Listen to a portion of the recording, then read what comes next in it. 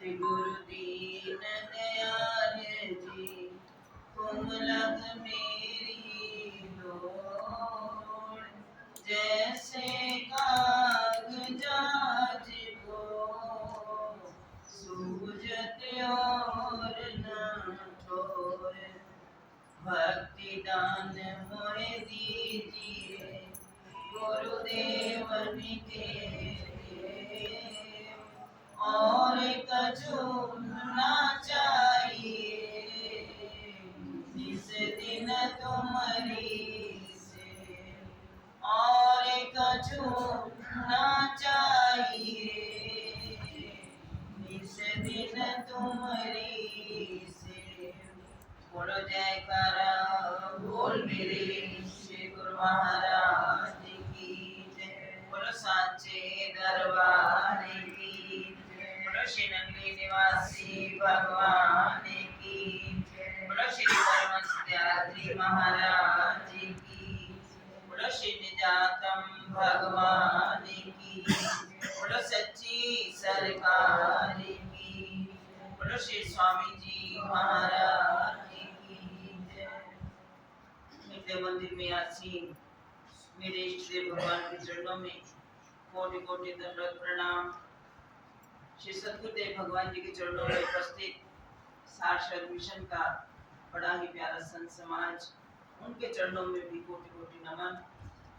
श्री गुरुदेव भगवान जी की परम प्यारी संगत, सबके चरणों में नमन करते हुए आज ये जो दिल्ली आश्रम का मासिक सत्संग बड़ी श्रद्धा और प्यार के साथ आप सभी प्रेमी उपस्थित होकर श्रवण कर रहे हैं, सद्गुरु दर्शन कर रहे हैं। तो गुरु महाराज जी की अपार कृपा पर ये सभी उनकी कृपा के रंग है। और अभी आप 12 बजे से पहले भजनों का कार्यक्रम चल रहा था, जो एक परंपरा हजूर महाराज जी के वक्त तो हजूर महाराज जी का ही सत्संग, एक घंटा सवा घंटा हजूर महाराज जी का प्रवचन। और जब हम गंगोत्री के उसके पढ़ने, जब महाराज जी का काटने के द्वारा सत्संग लिखते थे तो 10-10 पृष्ठों का वो सत्संग हो जाता महाराज जी का। 1 घंटे से ऊपर महाराज जी की सत्संग चलते। लेकिन महाराज जी के बाद स्वामी जी ने ये मासिक सत्संगों का प्रचलन, संगत को चलो 3 हफ्ते नहीं आ सकते, जो लोकल सभी आ जाते हैं, मासिक सत्संग में दूर दराज की भी सारी संगत आए, सभी गुरु भाई मिलकर बैठे, एक दूसरे को मिलेंगे भी और गुरु महाराज जी की महिमा का गुणगान करेंगे। उसी परंपरा की कड़ी के अंदर ये सारे सत्संग चल रहे हैं। तो आज शायद पिछले महीने वो सत्संग नहीं था, जो जुलाई की गुरु पूजा थी उसी को एक सत्संग मान लिया। और कुछ नगरी साहब गए, कुछ आश्रमों में जो नजदीक थे, सबने गुरु पूर्णिमा का पावन पर्व मनाया। कहते ना कि अगर कोई सारा साल आश्रम में ना जाए, गुरु पूर्णिमा के दिन गुरु के द्वार पर पहुंच जाए, समझो उसकी साल की हाजिरी लग जाती है। तो वो दिन कभी गुरु पूजा को छोड़ना नहीं चाहिए। और खाली ये नहीं कि तुम जो है कुछ फल, कुछ मिठाई और लाए, कुछ द्रव्य चढ़ाया और पूजा, नहीं। कहते हैं आंखों में भर के प्रेम का जल। ये किसने लिखा? आप सब लोगों ने सुना, डॉक्टर प्रेमलाल शिफा है, उन्होंने लिखा आंखों में भरकर प्रेम का जल गुरुदेव की पूजा। तो हमारे मन में ये पूजा किसने की थी? भगवान कृष्ण ने अपने भक्त की थी, सुदामा की थी, गुरु की तो की थी, लेकिन भक्त की भी पूजा उन्होंने की। लेकिन किससे? कि अपने आंसुओं के जल से। वो प्रेम हमने अपने हृदय में जो है पैदा कर। तो हमें ये सत्संग जो दिया गुरु महाराज जी ने, इसमें अभी आप देख रहे हो, हम कहते हैं फलां सत्संग अच्छा है। तो मैं बैठी हूँ, जब से मन में एक इच्छा थी, मैंने कहा हमें महीने के बाद अवसर मिलता है। तो हमने ऐसे संतों को कहा, मैंने कहा वक्त जो है अब जो बड़ी तेजी के साथ बीतता जा रहा है, कब नया साल चढ़ता है, कब आखिरी महीना आ जाता है, पता ही नहीं चलता, इतनी तेजी से चल रहा है। और इतनी घटनाएं तो अभी आप 2 महीनों में देख रहे हो, क्या से क्या हो रहा है। हमने कहा आप अपने वक्त को गवाओ नहीं। हमने संतों से भी कहा, छोटे बच्चों से भी कहा कि चाहे पूछो थोड़ी देर के लिए, अब चाहे पूछो, सारे काम छोड़ो, लेकिन 1 घंटे की आपकी हाजिरी सत्संग में होनी चाहिए। थोड़ा संकोच तो होता है, मैंने कहा हमें भी पता है, लेकिन नहीं। और अभी हमने सुना महाराज जी के बच्चों में कौन सी कमी है, आप ही बता दो। सबके भाव जो बैठे में श्रवण कर रहे हैं, चाहे ये है, चाहे भाई ने बोला, चाहे भाई ने बोला, संत जी ने बोला जीवन का अनुभव और सदगुरु की कृपा दोनों सब पर काम कर। महाराज जी की शरण में ये नहीं कि जो महाराज जी की शरण, अभी आप सुन रहे थे ना प्रमाण स्वामी जी के जीवन के विषय में कि वो आज के साधु नहीं थे। स्वामी जी के लिए अभी आप सुन रहे थे कि जो लिखा हुआ है वो आज के साधु नहीं थे, वो पिछले कई जन्मों से गुरु महाराज जी की चरण शरण में गुरु शिष्य का जन्म जन्म का साथ है। हमारा तुम्हारा जी, हमारा तुम्हारा, कितना जन्म बता दिए। त्रेता में तुम राम बने और हम वानर थे सारे, द्वापर में तुम कृष्ण बने ग्वाल बाल हम सारे, कलयुग में संत रूप में आए और हम सारी संगत उनके चरणों में आ गए। तो ये जन्म जन्म का नाता चला रहा है। तो ये भी संत ये थोड़ा कि आज के हैं, सभी गुरु महाराज जी के चरणों से जिस चीज की बात गुरु महाराज जी का आपने सुना, दृष्टांत महाराज जी के सत्संगों में श्री गुरु महाराज जी के जीवन चित्र में लिखा, ये कमाई एक जन्म की नहीं होती। जिनकी कमाई जो आपको, जिन्होंने तो जन्म लिया, अपना जीवन पढ़ाई में बिताया, उसके बाद गृहस्थ आश्रम में, उसके बाद सदगुरु की कृपा अगर हो गई तब जाकर जबरदस्ती संन्यास नहीं मिलता। आकर भी कहीं कहते कहीं आगे भी खाली रह जाते हैं और कहीं दूर बैठकर भी सदगुरु के नजदीक और उसकी कृपा को दूर बैठे ही प्राप्त कर लेते हैं। तो वो जो जन्म जन्म की भक्ति होती है, इस जन्म में जो अधूरी रह जाए वो बचपन से प्रकट हो जाती है। क्यों? उन्होंने कहा कि दर्जी प्रमाण दिया।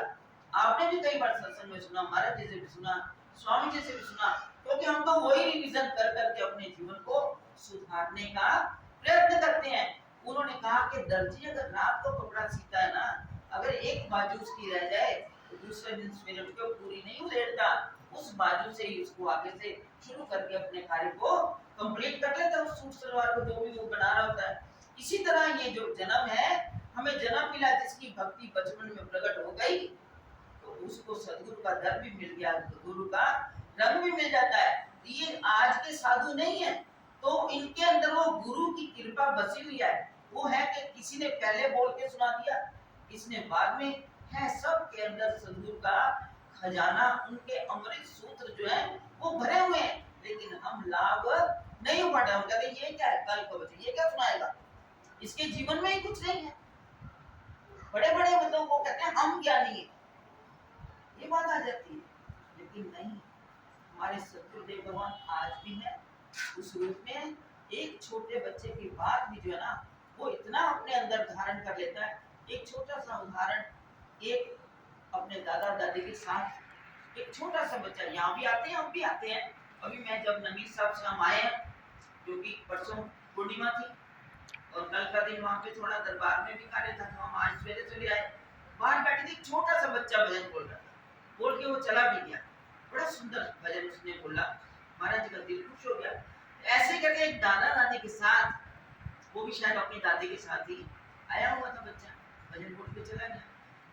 वो भी बच्चा अपने दादा दादी के साथ सत्संग के अंदर आया, तो सत्संग में कोई महापुरुष संत या जो भी जैसे भजन लिखते हैं वो भजन बोल रहा था, कड़वे बोल ना बोल रे भाई, कड़वे बोल ना। भजन सुन के बच्चा घर चला गया सत्संग। लेकिन कहते ना कोई बात आसान था, जब घर में गया सारा दिन वही गुनगुनाए, कड़वे बोल ना बोल रे भाई, कड़वे बोल ना। अब उसके माता पिता की एक दिन दादा दादी के साथ क्या था, माता पिता को पता नहीं। माता पिता की आपस में कोई थोड़ी सी मन मुटाव हुआ, बातचीत हुई, एक दूसरे की बोला बारी हुई, तो क्या हुआ, एक दूसरे के साथ बोलना ही बंद हो गया। बंद हो गया, बच्चे ने देखा क्या बात है, पापा काम से आए तो अपने एक कमरे में बैठ गए, मम्मी आई तो अपने कमरे में बैठ गई। बच्चा देखता रहा, एक दिन दो दिन, बच्चा तो बड़े अपनी धुन में वो भजन बोलता ही था। तो जब उसने देखा कि मेरे पिताजी काम से आए तो कमरे में, मम्मी ने देखा कि पापा आ गए, उन्होंने नौकर के खाना भिजवा दिया। अब पिता के अंदर ये था कि पहले वो करे, बोलने की झगड़ा हुआ है, और माँ कहे कि वो बोले पहले। इसी बात के अंदर 2 दिन 3 दिन बीत गए। उस बच्चे ने क्या किया, पिता के कमरे, जब पिता आए तो पिता के कमरे में चला गया और जाके वो भजन जो था ऊंचा ऊंचा बोलना शुरू कर दिया, कड़वे बोल ना बोल रे भाई, कड़वे बोल ना। और पिता ने क्या कहा, बेटा मुझे क्या सुना, जा अपनी माँ को सुना, वहां जा उसके कमरे में का। वो बच्चा गया माँ के कमरे में बोलना शुरू कर दिया। ये खेल कुदरत करवाती है। जब वहां गया, माँ ने कहा मुझे क्यों सुनाता है, चाय पीता रहता। फिर गया उधर, जब दोनों ने इधर कभी उधर, कहते तुम दोनों ही मुझे भजन नहीं गाने देते। अब ऐसा करता हूँ, मैं बीच में खड़ा हो जाता हूँ दोनों दरवाजों के बीच, इधर माँ इधर पिता, खड़ा होकर बोलने लग गया, कड़वे बोलना बोले। जब ये बात हुई, उधर माँ की भी हंसी इतनी जोर से छूटी, पिता की भी हंसी छूटी, दोनों दौड़ के आए। एक को उधर से बच्चे ने गले से लगा लिया इधर, एक को इधर से, तो दोनों इतनी जोर से हंसे जो गुस्सा का वहीं खत्म हो गया। और कहा एक सदगुरु के संतों के बोलने, उस भजन ने कैसे उनके मन मुटाव को दूर कर दिया। सत्संग की बात छोटे बच्चे भी बोले, उनके ऊपर भी हम गौर करें कि ये बच्चा भजन क्या और इसका क्या निकलेगा। कोई संत भी अगर कोई वाणी कहता है, उसका भी हम निष्कर्ष करें कि जो सुना रहा है। अभी हम भजनों से तो एक लय शुरू हुई ना, कि हे भगवान बख्शो मैनू नाम और सिमरन का चरणों का ध्यान, तो उसमें कितनी बड़ी चीज है ना। कोई कहता है एक वाक्य के अंदर संतों से सब कुछ मांग लिया, सब कुछ इसी के अंदर सब कुछ आ जाता है। हम दुनिया की चीजें तो मांगते हैं, लेकिन क्या रहे संसार में आए हैं, वो तो गुरु महाराज कहते हैं जो तुम आए हो तो बिना मांगे भी वो सब कुछ देते हैं। बिना मांगने की बात कहें कि गुरु महाराज जी की अभी थोड़े ही दिन पहले, क्योंकि हमारे पास तो कुछ नहीं है, हमें जो आकर अपने गुरु महाराज जी के प्रति के गुरु महाराज जी की चरण शरण में आने वाला, अपने बच्चों को तो वो भरपूर करेंगे, लेकिन जो उनकी चरण शरण में आ जाता है ना, उसको परेशानी नहीं, उसकी जो दिल की इच्छा है उसको भी पूरी करते हैं। ऐसे ही अभी कुछ दिन पहले, चंद दिन पहले, नबी साहब जाने से पहले गुरु महाराज जी के भक्त आए जम्मू से आए, तो 10-11 साल हो गए उनकी पत्नी का, उनको कोई ऐसे असाध्य रोग हो गया, तो जिसका इलाज ही लाइलाज बीमारी ऐसी हो गई, पत्नी चली गई। अब 2 बेटे थे, उनको पाला पोसा बड़ा किया, उनकी भी शादियां कर दी उन्होंने 12 साल के बीच में कर दी। अब क्या हुआ, बड़ा वाला बेटा उसके घर में बेटा, जो छोटे वाला बेटा उसके घर में 2 बेटियां, लेकिन छोटी ही उम्र उसकी पत्नी को, मतलब बहू कह लो, छोटे बेटे की पत्नी को कोई असाध्य रोग हो गया, बड़ा ही परेशान।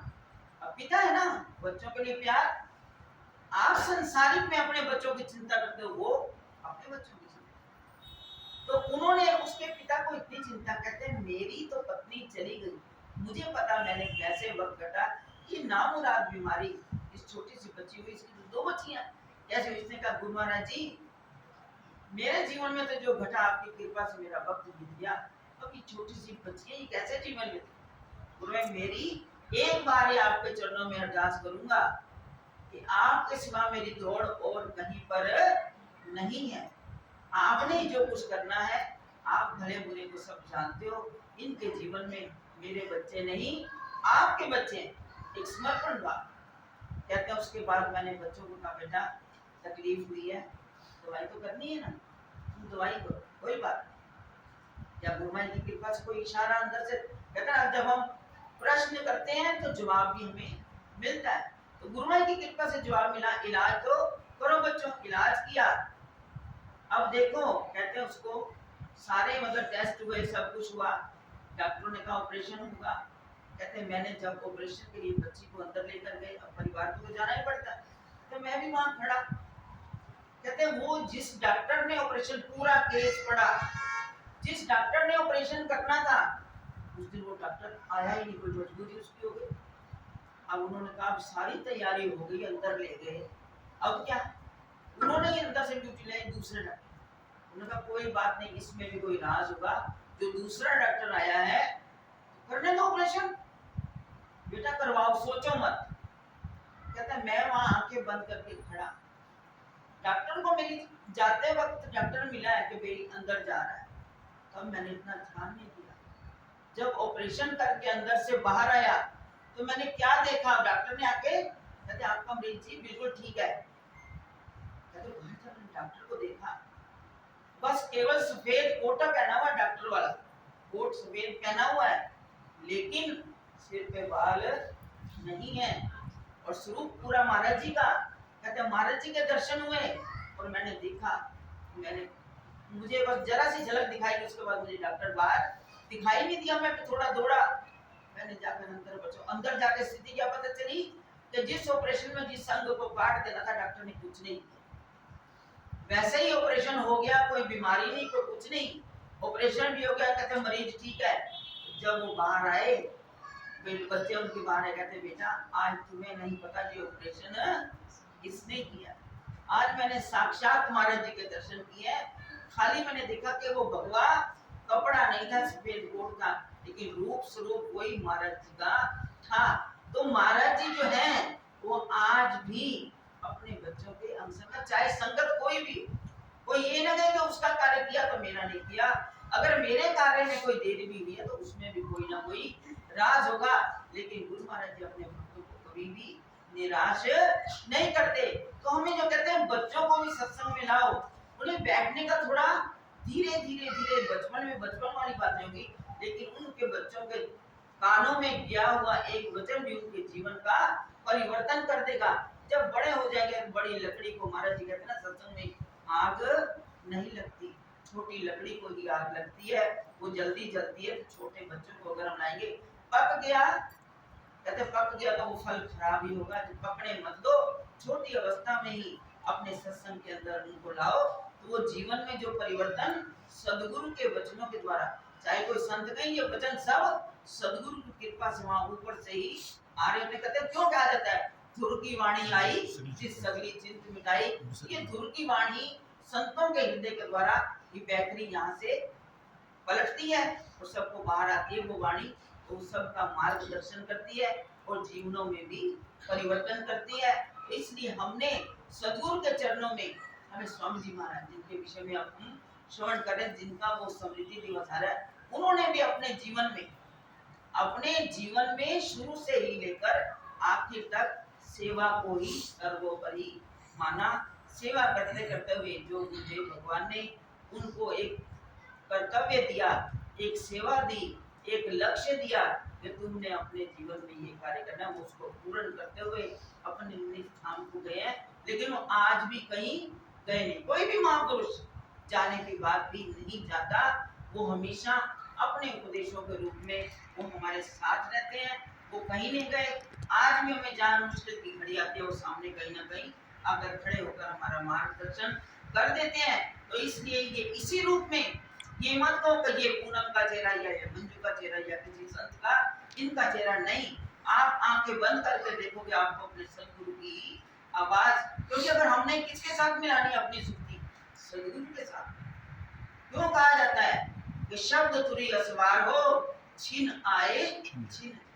हमने शब्द तुरी पर कहते हैं श्रुति को सदगुरु के चरणों में मिलाना है, फिर कानों में आपके जो कहते हैं अनहद ध्वनि वो सदगुरु की, वो कहते हैं कि सुनूं मैं नाद अनहद का वही झनकार काफी है, करूं मैं प्यार किस किस से तेरा परिवार काफी है। अपने सदगुरु के परिवार के, दुनिया तो मतलब ही है, किसी के साथ स्वार्थ का प्यार मत करो।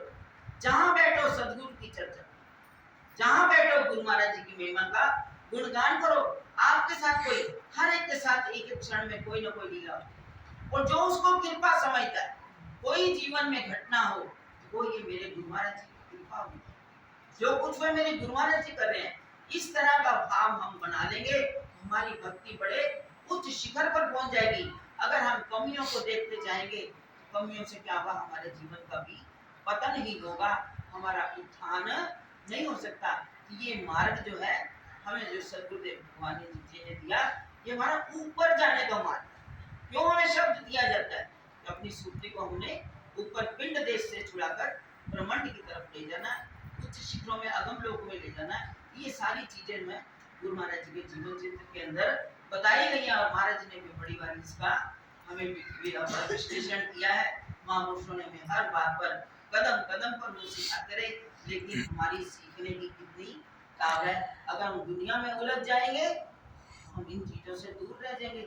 अगर दुनिया को छोड़ देंगे, ठीक है, दुनिया में रहना उतने काम व्यवहार करें, असली समय जो है अपने जीवन का सत्संग चर्चा के अंदर बिताएं, और महापुरुषों के जीवन को देखें कि उन्होंने किस तरह किन किन घड़ियों में अपने सद्गुरु को प्राप्त किया। मुश्किल घड़ियां तो हर एक के जीवन में आती हैं, उन घड़ियों को निकालते हुए, पार करते हुए हमने जो है, हम आपको बताएं हमारे जीवन में ऐसी घटना जब महाराज जी गए, जीवन में जब गुरुदेव के जाने के बाद बड़ी मतलब परेशानियां आती हैं, स्वामी जी गए और परेशानियां।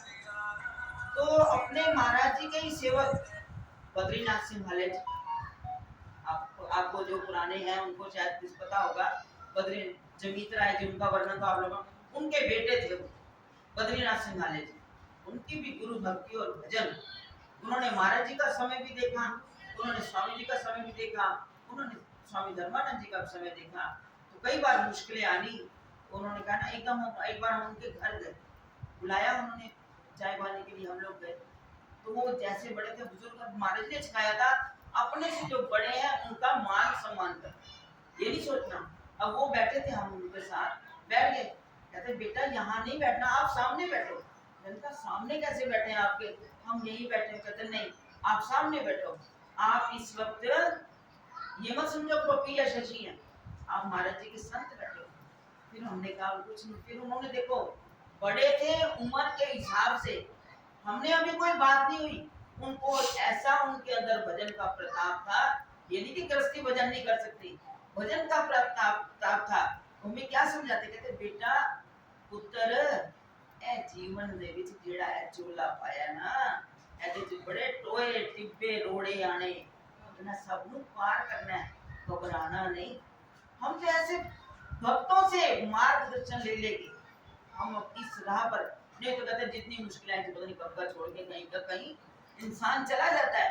क्योंकि लोग तो महाराज जी का भी वचन याद है, महाराज जी फरमाया करते थे 199 पैर पकड़ के उठे पीछे धकेलेंगे, कोई एक बिरला और उंगली पकड़ के तैयार नहीं, इसको मैं आगे तक चला दूं, पहुंचा। तो हमने वैसा नहीं बनना कि उंगली पकड़ के पीछे फेंके। कोई भी छोटा संत भी हो, उसको भी उसके अनुसार उसका मान सम्मान देकर उनको आगे बढ़ाने का। हमें बाहर से संतों की जरूरत नहीं है।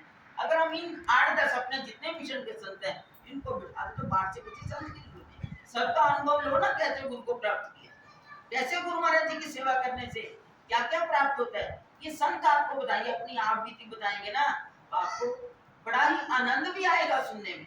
हम एक बार गए, यहाँ क्या कहते हैं पिंजौर से आगे, वहां पर गए, हमें भेज दिया गया सत्संग के लिए, हमें कुछ नहीं आता। जब वहां गए हमने कहा हम क्या करें, 20 घरों में हमें भेज दिया, भाई जाओ। एक घर में सत्संग था, माता कहती है हाँ सारी संगत अपनी है सबके घरों में। जब गए तो एक घर में कहते हैं माता जी कि भाई जी को कोई सत्संग सुना। उनको पता था कि अभी भाई जी नए नए आप ये भजन ही बोलते हैं, तो कुछ नहीं आता। तो कहते ने नक्षत्र को रे, माता का नाम था, नक्षत्र को रे तुम्हारे भी सत्संग सुनना एना तो वेखने में तो छड़ के दिखाया डावड़ा परिवार। ये छोटियां जइयां कारवार छड़ के आ गईयां सिर मना ले, इना दा जीवन नहीं बोलदा पिया, ये तनु बोल के और की दसन। पहले इना नु देख के कुछ सिख ले, उस तो बाद फिर बोलना बस। बोल के सीखना बड़ा औखा काम है। कोई संत कुछ सुनाए, उसको जीवन में ग्रहण करना बड़ा मुश्किल काम है, फिर उसको चलना उससे भी ज्यादा मुश्किल है। लेकिन महाराज जी जैसे हम कह रहे ना, मीरा के हम उदाहरण देते हैं। हमारा तो राह जितने जीवन के कांटे थे, हमारे लिए तो भक्ति मार्ग इन महापुरुषों ने सुलभ कर दिया। जितने कांटे थे इन्होंने सुन लिए। मीरा ने कितने कष्ट पाए, कबीर ने, रैदास ने, रसखान ने, भक्ति तो इन लोगों ने की, इनके रस्तों में आई मुश्किलें। हमें तो बड़ा सहज मार्ग, हमें गुरुदेव की शरण मिल गई, आली गुरु महाराज जी का दरबार मिल गया, और इतना सच्चा सच्चा दरबार, और उसकी सेवा करके अगर हमने अब भी लाभ ना उठाया तो ये मानव तन हमारा बेकार गया। इसलिए जन्म को हमने खराब नहीं करना।